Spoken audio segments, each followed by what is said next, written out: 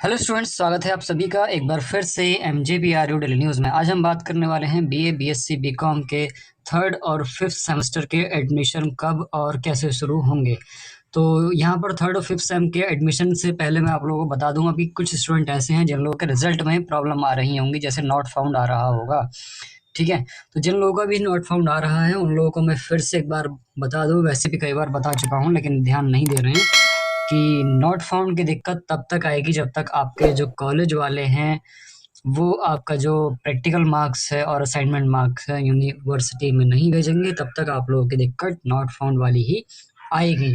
ठीक है, बाकी जिन लोगों का सही हो गया है उन लोगों को एडमिशन लेना ही है, तो जिनका नॉट फाउंड आ रहा है उनको भी एडमिशन लेना ही है।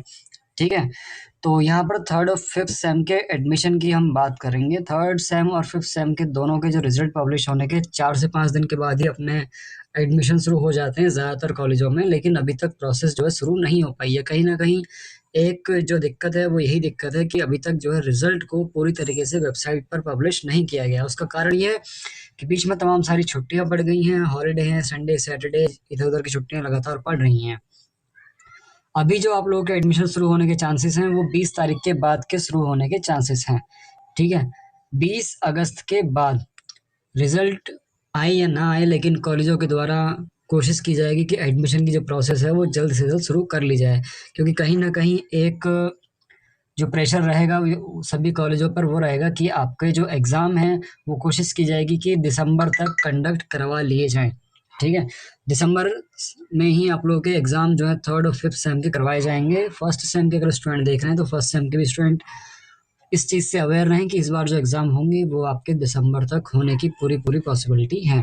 ठीक है, एडमिशन फॉर्म हर बार की तरह वैसे ही भरा जाएगा जैसे आप लोग भरते आ रहे हैं। आप लोग अगर थर्ड सेम में आ रहे हैं तो थर्ड सेम में इस बार आप लोगों की कॉलेज की फ़ीस भी जमा होगी और रजिस्ट्रेशन फ़ीस और आपका जो भी कॉलेज की प्रोसेस है वो पूरी प्रोसेस करवाई जाएगी डॉक्यूमेंट सबमिशन की। फिफ्थ सेम में भी ऐसे ही है।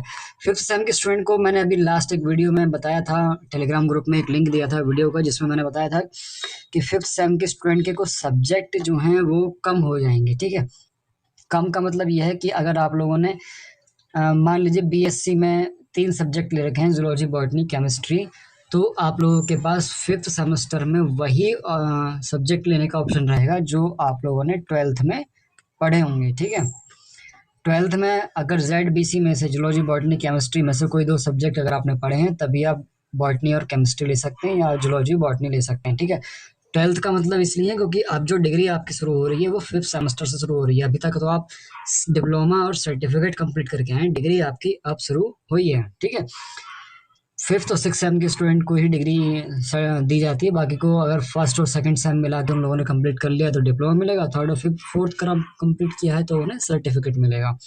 फिफ्थ और सिक्स सेम वालों को डिग्री मिलती है। ठीक है, इसीलिए यहाँ पर जो पूरा पूरा आपको ध्यान रखना है वो ध्यान रखना है कि ट्वेल्थ के जो सब्जेक्ट हैं उसी के अकॉर्डिंग आप लोगों का ग्रेजुएशन का कॉम्बिनेशन होना चाहिए फिफ्थ और सिक्स सेम में। ठीक है, अब ये नहीं कि फिफ्थ और सिक्स सेम में वो सब्जेक्ट लेने की कोशिश करो जो आपने कभी पढ़े ही नहीं है ग्रेजुएशन में, ना आपने फर्स्ट में पढ़े, ना सेकंड में पढ़े, ना थर्ड में पढ़े, ना फोर्थ सेम में पढ़े। ठीक है, ऐसे कोई सब्जेक्ट नहीं ले सकते हैं, सिर्फ वही होंगे जो आप लोगों ने ग्रेजुएशन के फर्स्ट, सेकंड, थर्ड, फोर्थ तक पढ़े हैं और ट्वेल्थ की क्लास में भी वो थे। ठीक है, इतना आपको याद रखना है, वरना रिजल्ट में मैं फिर से आपको बता रहा हूँ कि दिक्कत आ जाएंगी, इनकम्प्लीट आ जाएगा या फिर कोई और ना कोई प्रॉब्लम आप लोगों को फेस करनी पड़ जाएगी। ठीक, ऐसी और इन्फॉर्मेशन के लिए हमारे साथ जुड़े रहें। चलिए हम मिलते हैं नेक्स्ट किसी इन्फॉर्मेटिव वीडियो में।